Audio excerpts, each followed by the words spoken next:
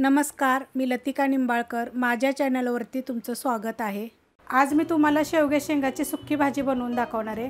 त्यासाठी बघा 4 शेंगा घेतल्या शेवग्याच्या आणि त्याची पूर्ण अशी वरची साल काढून तुकडे करून घेतलेले आहेत. तुम्ही आवडीप्रमाणे छोटे मोठे तुकडे केले तरी चालतील.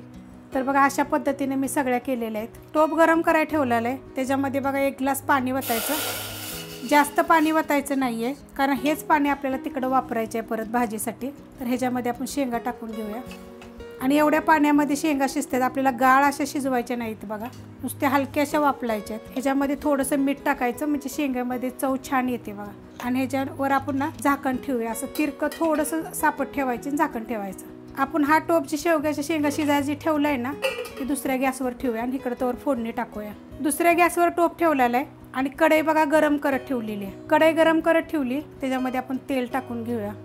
1 ते 1.5 चमचा तेल टाकायचं. 1च चमचा टाकलाय बघा आणि चांगलं कडक गरम होऊन देऊया. तेल गरम झालेले आहे, त्याच्यामध्ये जिरे मोहरी, जिरे थोडे जास्त टाकायचे आणि चांगले तडतडले की त्याच्यामध्ये बघा कढीपत्ता टाकायचा आणि 2 चिमूट हिंग पावडर टाकायचे. आणि त्याच्यामध्ये बघा हे 2 मोठ्या आकाराचे कांदे एकदम बारीक कापलेत बघा. अशा पद्धतीत बारीक कापलेले, एकदम बारीक कापून घ्यायचे. आता हे चांगला कांदा आपण भाजून घेऊया. कांदा बघा असा भाजून घ्यायचा. आता ह्याच्यामध्ये बघा थोडीशी हळद टाकायची आणि हलकंसं परतल्यानंतर ह्याच्यामध्ये बघा ही लसूण, सुक्कं खोबरं आहे आणि आलं आहे, हे कुटून घेतलेलं आहे बघा. अशा पद्धतीत कुटून घेतलेलं आहे. जास्त असं मोठं कुटायचं नाही, बारीक कुटून घ्यायचं. त्याची चव जरा वेगळीच येते बघा. आता हे परतून घेऊया आपण. परतून घेतलं आहे बघा चांगलं. आता ह्याच्यामध्ये 1 टमाटर घेतलेलं आहे बघा आणि एकदम बारीक कापलेलं आहे. अशा पद्धतीत करायचं बारीक आणि परतून घ्यायचं बघा चांगलं. टमाटर टाकल्यानंतर बघा हे परतून घेतलेलं आहे. आता ह्याच्यामध्ये आपण मीठ टाकून घेऊया. तर आपण शेंगात बी मीठ टाकलं शिजवताना, चवीनुसार मीठ टाकायचं. मिक्स करून घेतलं आहे हे.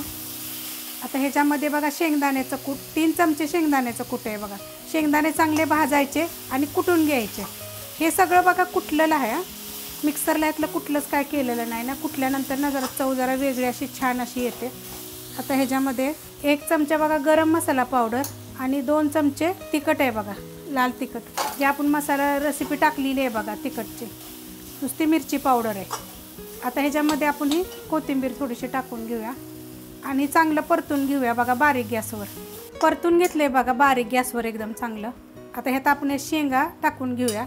तर शेंगा बघा आपल्या इकडे शिजते त्या बारीक गॅसवर चांगल्या वापरल्यात बघा. थोडंसं बघा पाणी टाकून या वापरलं ठेवलं होतं बघा. किती मस्त झालेलं आहे. तर जास्त अशा गाळ अशा शिजवायच्या नाही त्या, कारण ह्या मसाल्यामध्ये परत आपल्या ह्या शिजतेल्या चांगल्या. आता हे चांगलं आपण मिक्स करून घेऊया. शेंगा टाकल्यानंतर बघा मिक्स करून घेतले त्या. आता बारीक गॅस आहे एकदम आणि त्याच्यावर आपण 7 मिनिटासाठी झाकण ठेवूया. 5 ते 7 मिनिट झालेत बघा झाकून ठेवलं होतं. मस्त बघा झालेलं, किती छान झाली बघा. आणि शिजलेली वेळ चांगली.